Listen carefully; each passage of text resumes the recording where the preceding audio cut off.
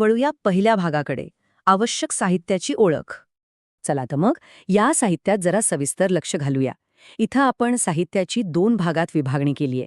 एका बाजूला आहे आपला भरीत बेस, ज्यात 2 मोठी वांगी, 1 मोठा कांदा, लसूण, हिरव्या मिरच्या, थोडी कोथिंबीर आणि अगदी ऐच्छिक असं दही आहे.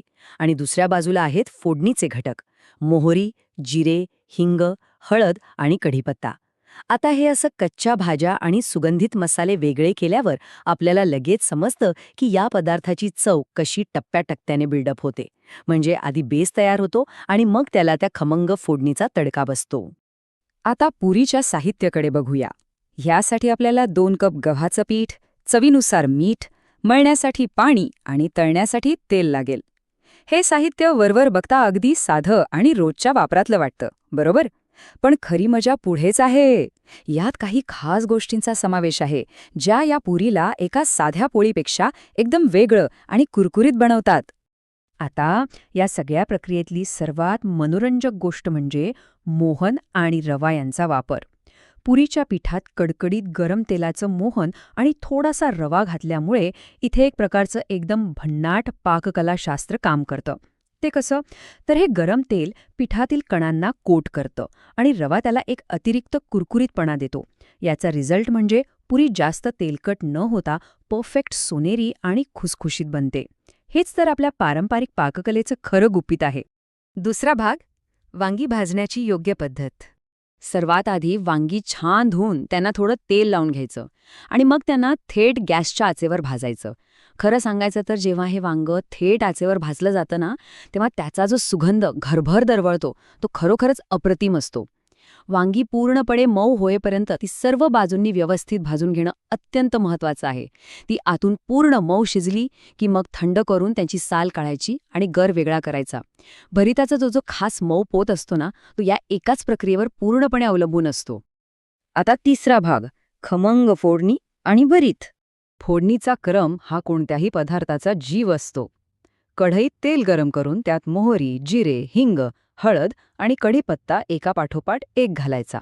या मसाल्यांचा गरम तेलात पडल्यावर जो तडतड आवाज येतो आणि तो भन्नाट सुगंध सुटतो, तो कोणत्याही खवय्याची भूक अगदी क्षणात वाढवतो. त्यानंतर यात लसूण आणि हिरव्या मिरच्या घालून थोडं परतून घ्यायचं. हा सुगंधित पायाच भरिताला ती एक उत्कृष्ट आणि खमंग चव देतो.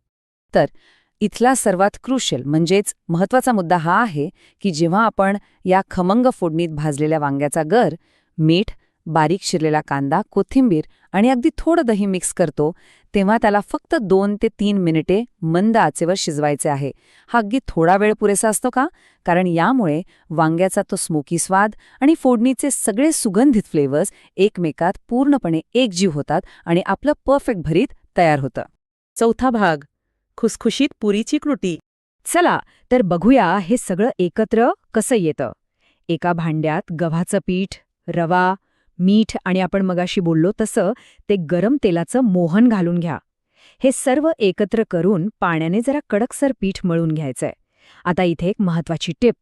या पिठाला 10 ते 15 मिनिटे विश्रांती देणं फार गरजेचं आहे.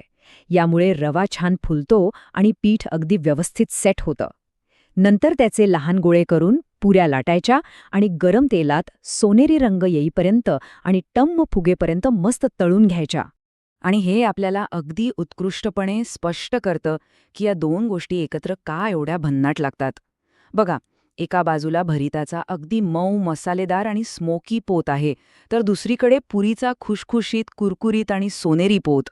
हे टेक्स्चरल कॉन्ट्रास्ट म्हणजेच पोतामधला हा जो विरोधाभास आहे ना, तोच या 2 घटकांना एकमेकांसाठी एकदम परफेक्ट बनवतो.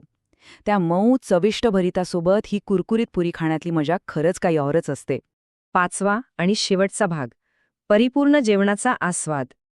गरमागरम भरीत आणि टम्म फुगलेली पुरी जेव्हा पानात एकत्र वाढली जाते, तेव्हा त्याला जगात दुसरी कोणतीच तोड नसते.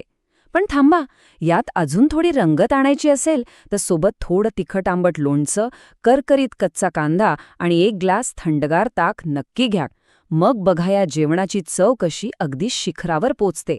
हे छोटे छोटे पदार्थ जेवणाचा अनुभव खऱ्या अर्थाने परिपूर्ण करतात आणि एक अस्सल महाराष्ट्रीयन मेजवानी तयार होते.